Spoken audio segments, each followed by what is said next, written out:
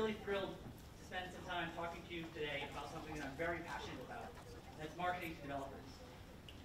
The inspiration for this talk came from a repeated interest among friends and colleagues about what it is that I actually spend my time doing.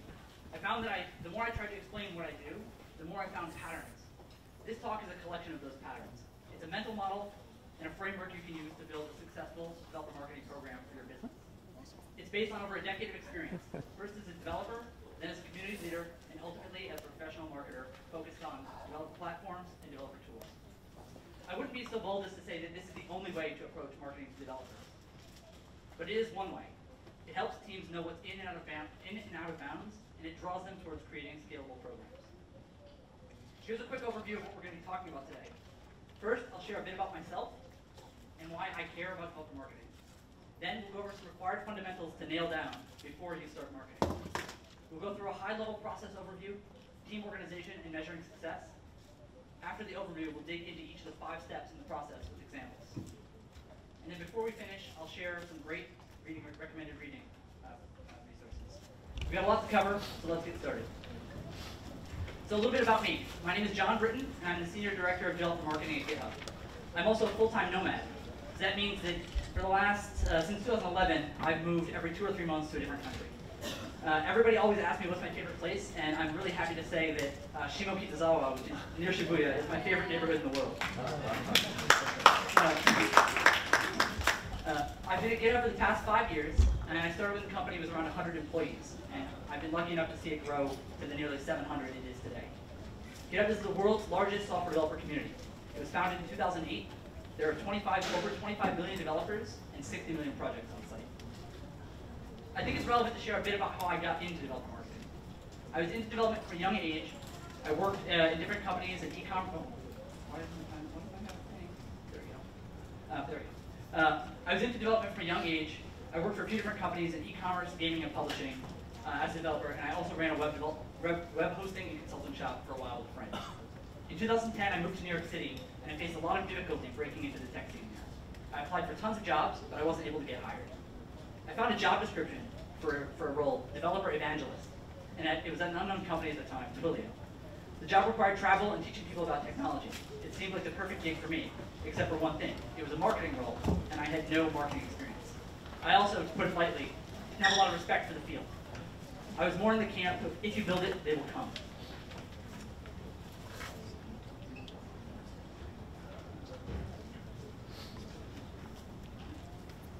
Do I need both of them? Okay. I think that's for translation. I joined Twilio as employee number 13 and quickly learned the value of marketing. I experienced firsthand that it was possible to do marketing in a way that was not only not terrible, but that people actively loved. I took what I learned at Twilio with me to GitHub, and I've refined the practice over time. So enough about me. You're here because you want to hear about marketing to developers. Before you embark on your marketing journey, you need 3 things: a totally solid product, a clearly defined audience, and a money-making business. If you don't have these things, you should hold off on your marketing efforts and instead focus on what you're missing. Even the most charismatic marketer can't sell a second-rate product. This is especially true when your customer is a highly intelligent developer. They can detect and reject poor quality products very efficiently.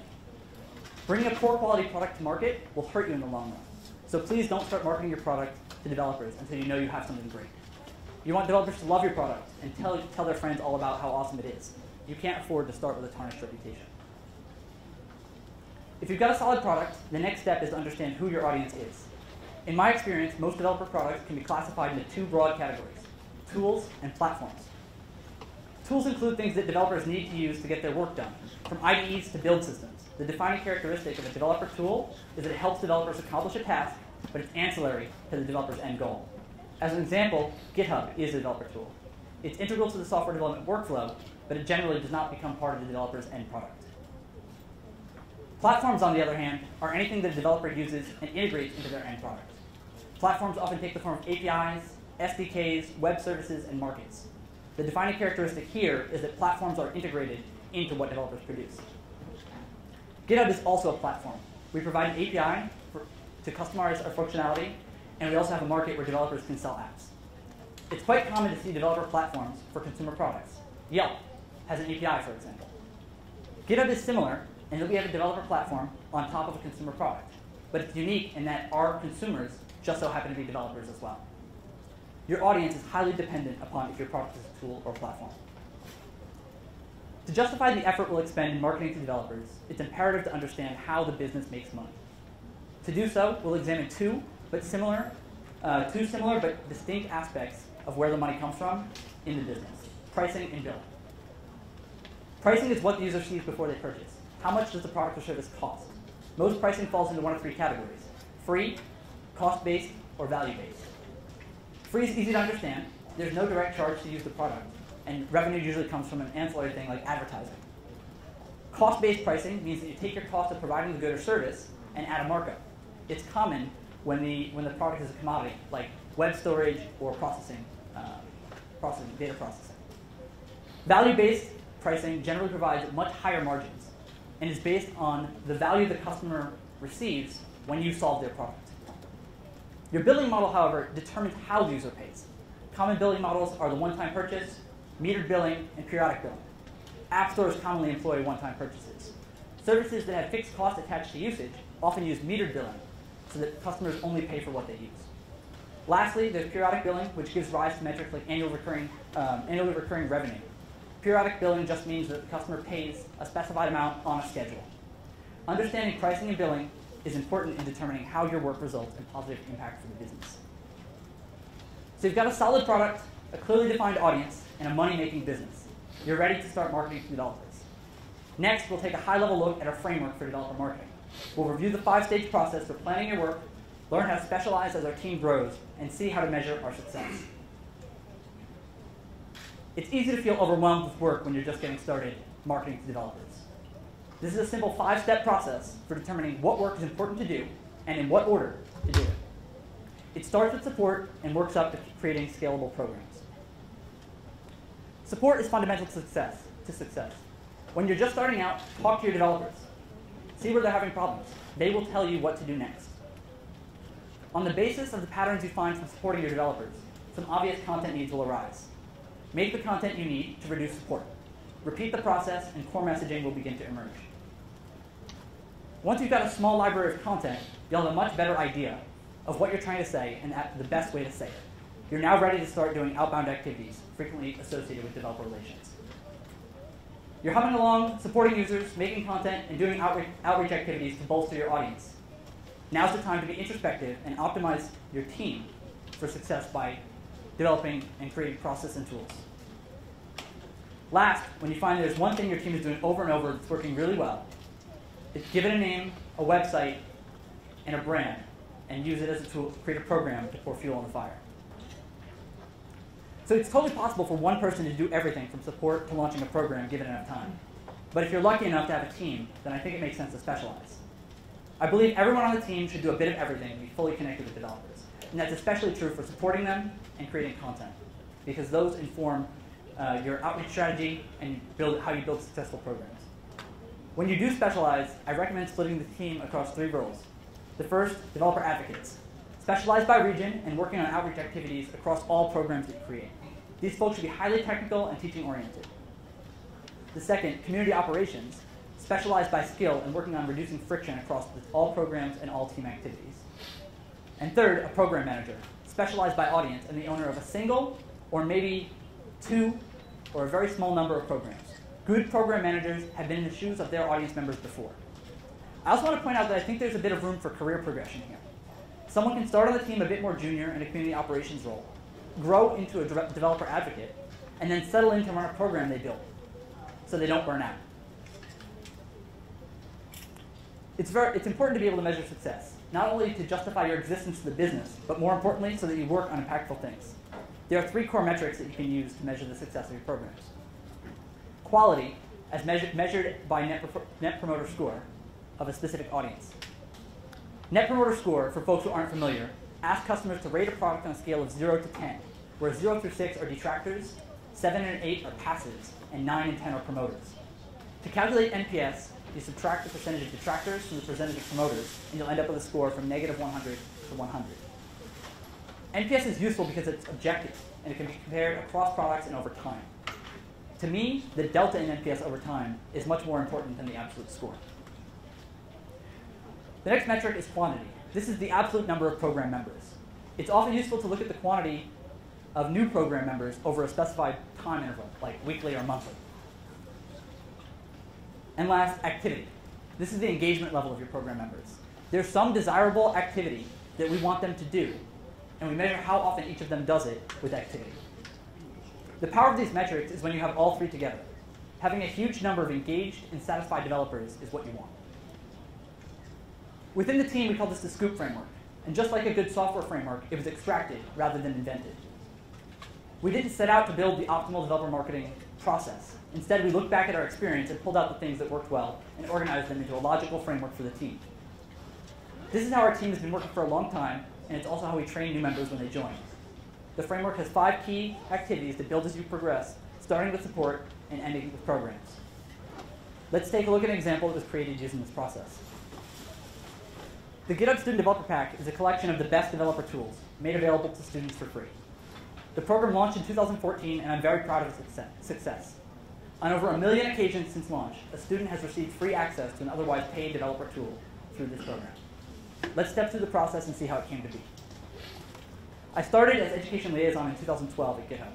The first thing I did when I joined is take over all inbound support email from anyone who self-identified as a student or as a teacher. I'd help them with account resets, give them advice on the best ways to use pull requests in their courses, and answer all types of other questions. It was an eye-opening experience. I was able to see there was a huge demand for GitHub in the education space. I found that cost was the main barrier to entry for students. And teachers were afraid of being left behind, and they wanted their students to get experience with real-world tools. With that learning, we moved on to content and made a basic landing page for GitHub education. We wrote some simple teaching guides and showed students how they could use GitHub for homework without getting in trouble for sharing their code. Now we were armed to answer the most common support queries with just a link. We got more new questions, including some about teaching large courses and our opinions on computer science education. We worked with our most passionate fans to write case studies, and we discovered our core messaging. Student developers need experience with real-world tools. Armed with a powerful message, we were able to begin proactive outreach. We knew what our audience needed to hear in order to get them interested in our product. It wasn't use Git because it's superior to Subversion, or GitHub is better for collaborating on software than using Dropbox. Instead, we made GitHub free for students and teachers and worked every outbound channel we had to say, student developers need experience with real-world tools, and GitHub can help. The message resonated with our audience, and we were drowning in demand. Up to this point, most of our process was manual. We had gone from 5 to 10 students a week writing in about GitHub to 50 to 100 per day. It was totally unsustainable. We focused inward to optimize our approach so we could keep up and support even more growth. I built some internal tools to automate our processes. We documented our team process, and we standardized our involvement with campus hackathons by partnering with Major League Hacking. After some pretty intense work, the automation process gave us space to breathe. We had found a pattern that was working really well, but it didn't have a name. Sure, there was a landing page with basic info, but there was no way to talk about it or share it with others. I had an insight that other developer-focused companies might want to help students in a similar way, and I knew from experience that it takes a lot of work to support. We approached around a dozen other companies and built partnerships so they could provide students free access to their tools through our program. We named the program the GitHub Student Developer Pack. Now that the program exists, the company understands it, the audience understands it, and we're able to point to a thing and say, look, it's real. It continues to pay dividends daily with a constant operational workload. So that's the Scoop framework. Let's look at some tactics and examples for each step. My goal is for you to walk away with actionable ways to improve your developer marketing programs. Support is everything you do to be there for your developers. I wouldn't be overstating it to say that it's the most important thing we do. Help developers solve problems. After all, developer products make money because they help people solve problems. As it relates to developer products, support is especially important because our products are usually complex and require specialized skills. It's easy to get stuck, and developers who get stuck with no help leave. Support's an inbound process. No matter the channel, be it via email, social media, or in person, your customers are literally coming to you, telling you what they want, where they're having problems, what you're doing wrong, and what you should do about it. So I'm a developer, and as my wife says, I'm also a master complainer. I think the trait is common to most of us who build things.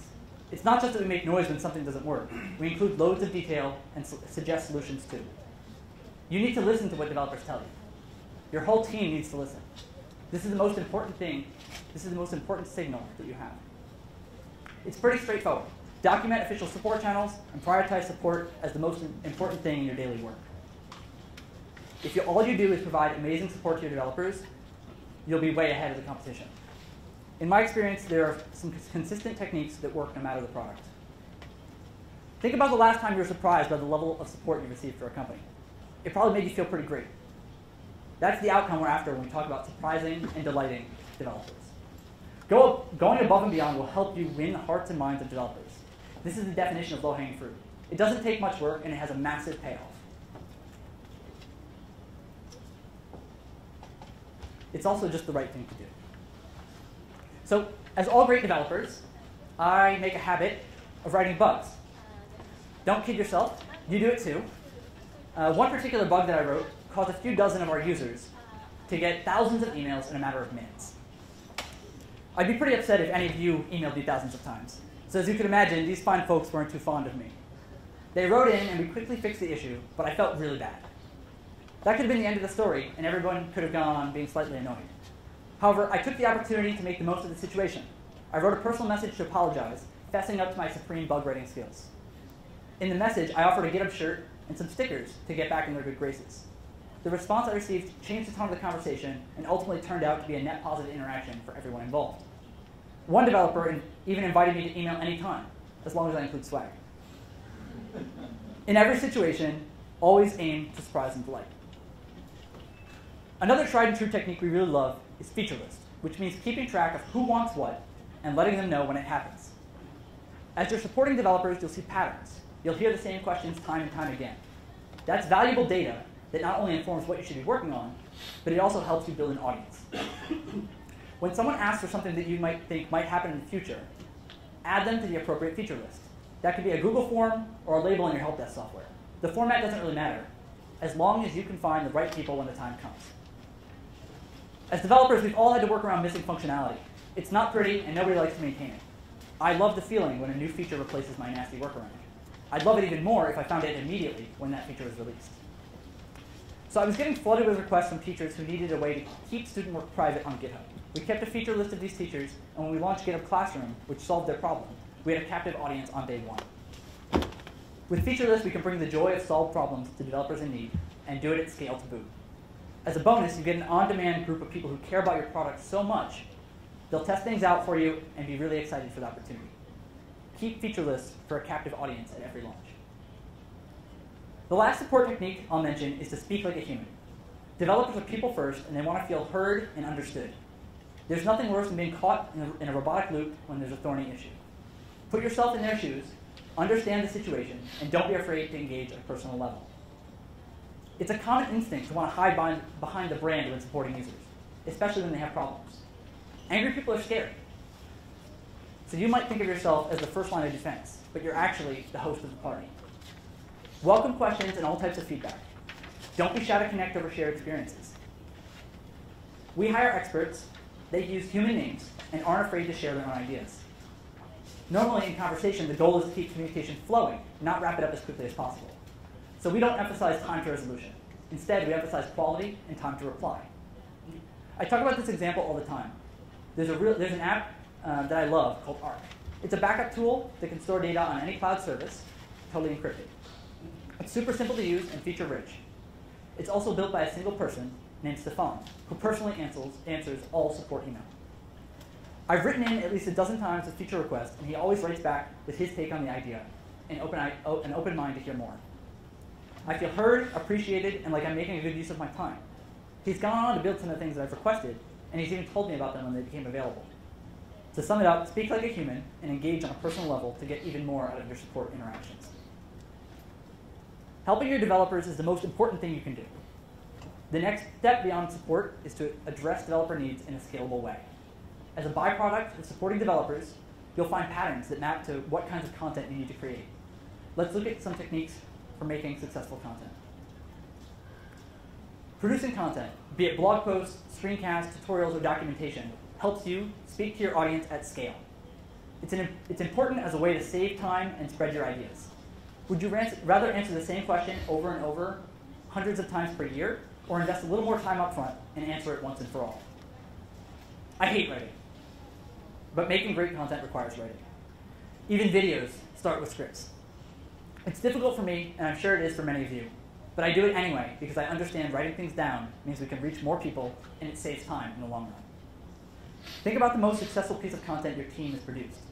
It probably got you new customers, attention on the internet, people talking about your product, new recruits for the team, or even more. Every time you publish new content, you're creating a way to be discovered, catching a problem before it reaches support, and developing core messaging that will resonate. The goal is to help your ideas spread by helping developers help themselves.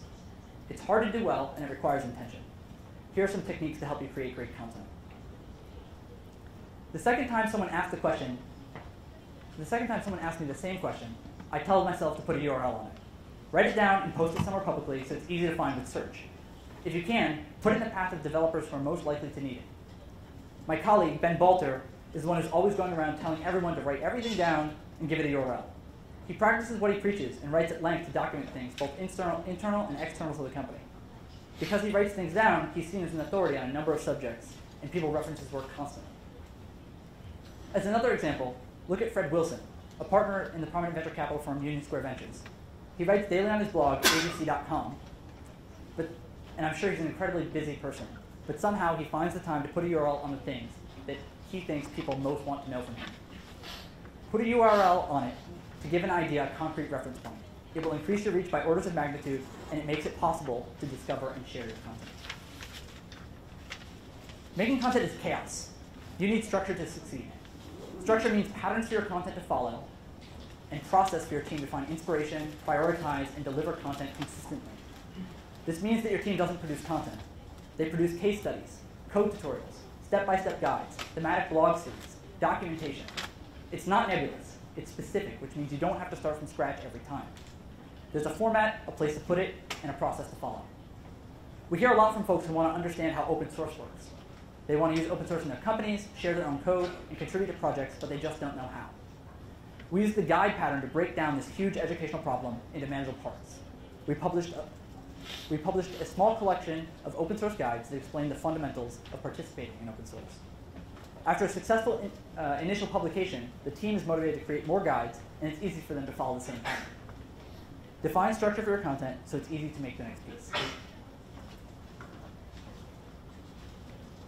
It's clear that creating great content is a big investment, and it would be a shame to spend so much time without maximizing its use. From the start of content creation, design every piece to be used in as many ways as possible and for as long as possible. Recently, Mike McQuaid from our open source team wrote a piece on managing large numbers of GitHub notifications. To start, as you might expect, we published it on the GitHub blog and shared it via our social networks. But we took it further. We knew that this super useful content for our power users, many of whom are open source project maintainers. To make sure they got the message, we summarized the key points and sent them an email with a link to the post. That's sufficient. You might be doing similar. We designed the piece in such a way that we can take it a step further and schedule regular recurring promotions into the future and include the post in the onboarding email series for members of our open source maintainer program. To get the maximum value out of your content, design for reuse. Creating great content will help developers help themselves, resulting in lighter support load and freeing you up to focus on the next thing. Do it well and do it often. The process will help you figure out what's most important to say and how best to say it. The result will be refined core messaging. Once you're able to provide a great support experience and you've created a small library of content, you'll be ready to take your message to the masses through outreach. Outreach is bringing the best message you have to the most specific audience you can. Your best message is the message that solves a problem for your particular audience. That means in general to prefer engaging with a small group of people with a tightly focused interest over a stadium full of totally random people to make the biggest impact. By this point, you will have developed an understanding of where your biggest opportunities to reach new audiences are and the most appropriate messages for those audiences. We go out into the field to reach new developers and generate demand for our product. Through community involvement, speaking engagements, teaching workshops, and campaigns, we're making ourselves accessible, building reputation, and strengthening our brand. Here are some techniques to make your outreach more impactful. When your product solves a problem for a particular kind of developer, find where they hang out and go to them. Become part of their community and contribute in ways that they would appreciate. Common rallying points include in-person events, online communities, schools, and professional associations. This is your opportunity to share your message with a highly specialized audience that needs the solution your developer tool provides. You can't make these people come to you. You have to go to them and be one of them. Remember the core message from GitHub Education. Student developers need experience with real-world tools. Computer science teachers are the audience we need to reach to get GitHub in the hands of more people learning to code. We go to our audience. Every year, the Association for Computing Machinery organizes a conference for computer science educators, and over 2,000 influential university professors attend. There's no other opportunity to interact with such a large number of computer science teachers ever. We're coming up on our 5th year attending, and each year we expand our involvement. It's the highest ROI event we do for this audience. Go to your audience to show and tell them how your developer product solves their problem. It can also make sense to create a space for developers to gather. When you do, it's important to be an excellent host. I like to say, be the living room. That means we create a space, invite the right people to the party, provide for their basic needs, and make it about them. It's our job to make sure the right people meet and we smooth out any rough interactions. This technique works great for developer events and also online communities. GitHub is the home of open source, and it's our responsibility to help project maintainers overcome the challenges they face as their projects gain popularity. We wanted to have an easy way to interact with the most engaged open source maintainers on GitHub, so we opened 2 complementary venues. Online, there's an invite-only community for the maintainers of the largest open source projects on GitHub. And in the real world, we host an event series called Maintainerati. In both cases, we created a space and invited the right people. Online, their basic needs are simple. Someone from the GitHub team to talk to, and a bit of structure to keep them on topic. At the in-person events, we provide food and an unconference framework. Beyond that, we let them decide where to go.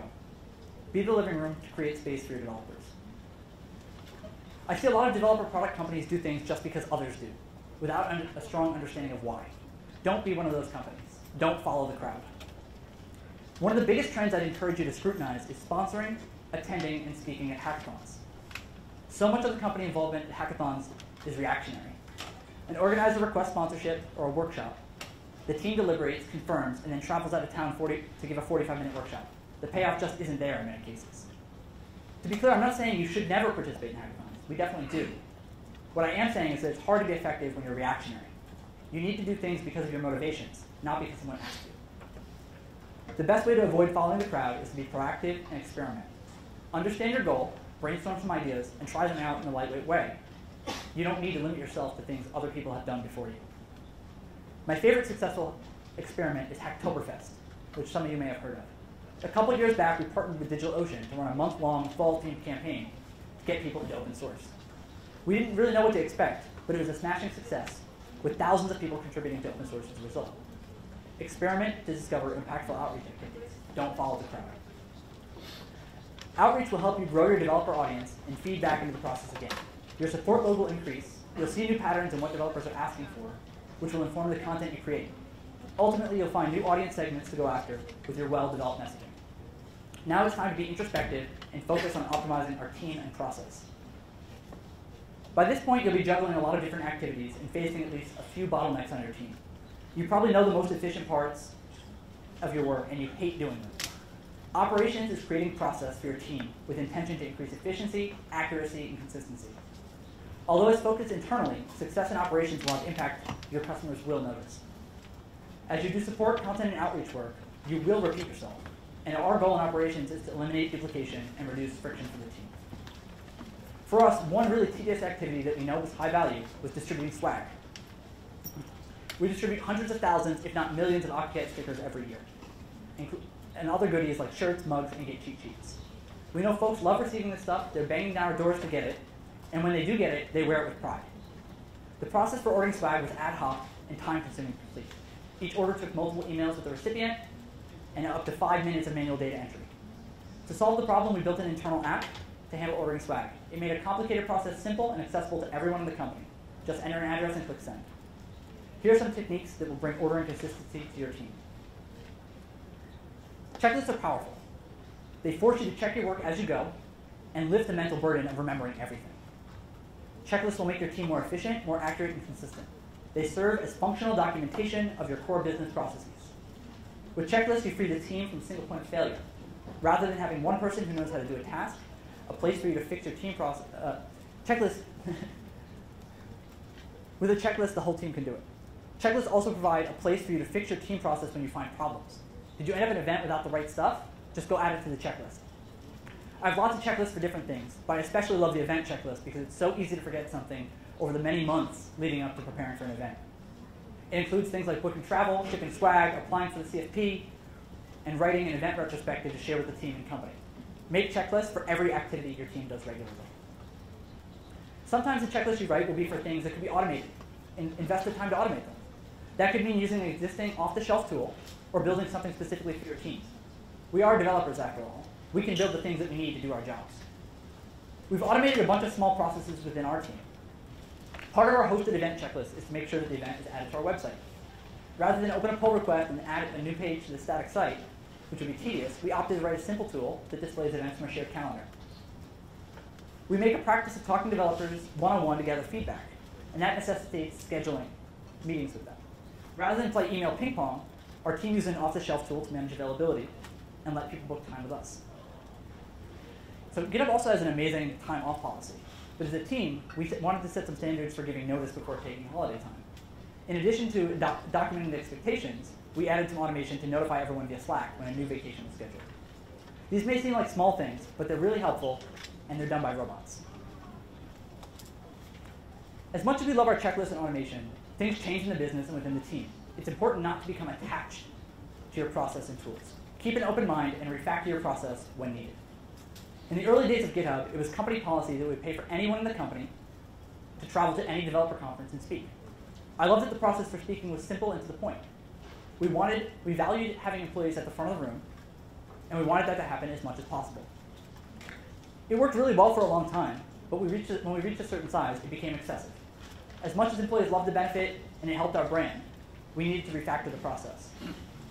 Now we have a clear definition between professional development benefits and representing the company. There's a generous professional development budget, and travel to represent the company is unlimited, provided there's a business case. Don't fall in love with your process and tools. You'll need to refactor them. Through operations, you can become more productive and improve the quality of your work. Creating process with intention will relieve pressure on your team, and if you can, why not have the robots do the work for you? Some of your process and automation may have potential to do even more for your developers. Let's talk about how to tie it all together with programs. So this is the last step in our framework, and many teams don't even consider programs, so they're missing an opportunity to get massive payoff for a very reasonable amount of work.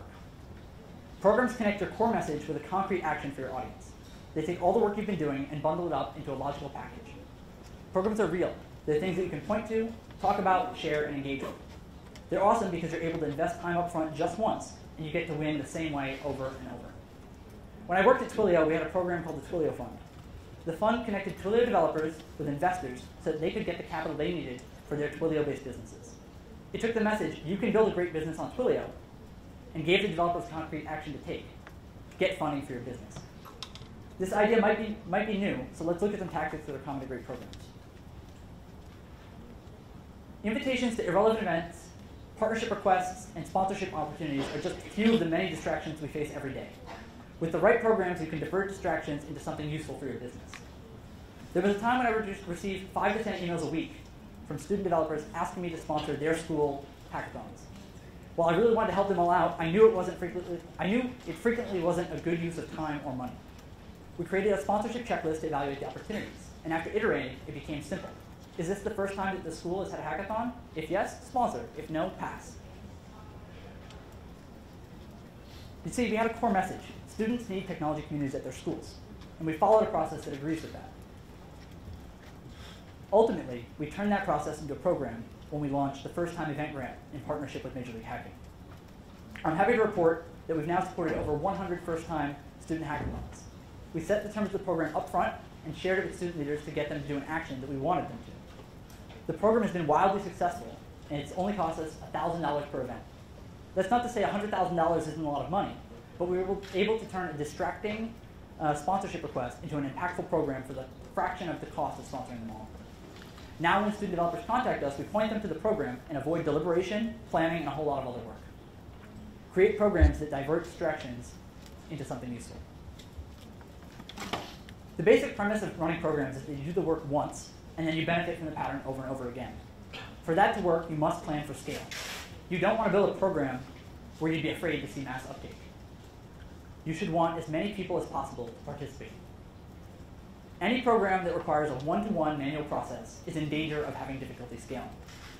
That doesn't mean that your programs must be fully automated from the start, just that you need an operational plan to use as your program grows. I know from experience with the Student Developer Pack, the program can attract huge numbers of developers.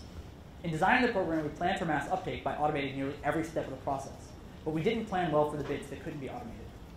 We had a huge interest from day one, and it created an amount of work we had to dig out of. Later, we updated the program and created an operational plan that allowed us to get help externally as needed. Plan for scale so you don't end up buried under a amount of work. Your programs don't need to be elaborate. They just need to help you achieve your goals at scale, so keep it simple. One problem we faced with the growing number of developer events was that we found it near impossible to engage without attending. We needed a way to interact with attendees without flying there every time. Almost by accident, my colleague, Scott Sanicky, created a really fun game that we use as part of our events program now. It helps us connect with attendees even when we're not able to be there in person. At every event we're part of, the organizer makes sure to talk about GitHub and share the details of an Octocat drawing contest. Now developers show off their artistic abilities by sharing their rendition of the Octocat on Twitter and tagging it with my Octocat. It's super simple, our audience loves it, and it gives us a chance to participate from afar. It's so popular that we've even seen events that are not associated with us join in on the fun. It's possible to build programs and keep it simple. Aren't they beautiful?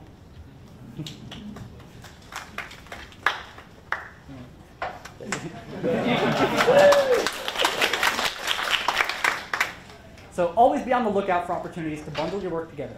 You can create something concrete to point developers to so that they take a desirable action. Discovering the right program to create isn't easy. It takes time and it'll be a lot of work. But it's work that's worth doing because programs give you ever-increasing payoff for little to no work after you create them. So that's the Scoop framework. Start with support and work your way up to programs. It's progressive rather than sequential.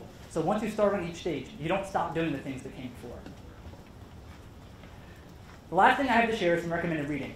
These 3 books have had an outsized impact on the way I think about marketing to developers, and I highly recommend you check them out. They're all required reading for our team. The first is Made to Stick. On my first day at Twilio, Danielle Morrill handed me Made to Stick and told me that it would be my field guide. Following the tactics outlined in that book led me to create the Twilio live coding demo. Traction outlines 20-some-odd different techniques for acquiring customer growth. What I really like about this book is that for each technique, they provide an example company that used that technique as their primary growth strategy. It's great to help you get your creative juices flowing. Platform Revolution is a recent addition to my recommended reading list. I found it to be a good catalog of common platform design, growth, and strategy problems. So that's everything, folks. I really hope you enjoyed the talk and that you learned something to put to use in your work. Feel free to take a photo of this slide for your reference. I used this talk as a forcing function for a side project I've been working on. I've been a little bit shy about the details, but I'm working on pulling all this material together and a lot more examples as a book. If you're interested in hearing more as I make progress, you can sign up for email updates. And lastly, of course, GitHub is hiring across the board, worldwide, remote, all kinds of stuff. And my team in particular is hiring developer advocates in the US, Europe, and Japan. We're also hiring application engineers and product designers to collaborate on the programs that we build. If you're interested in any of these jobs, you can check out our site or feel free to get in touch with me. Thank you very much.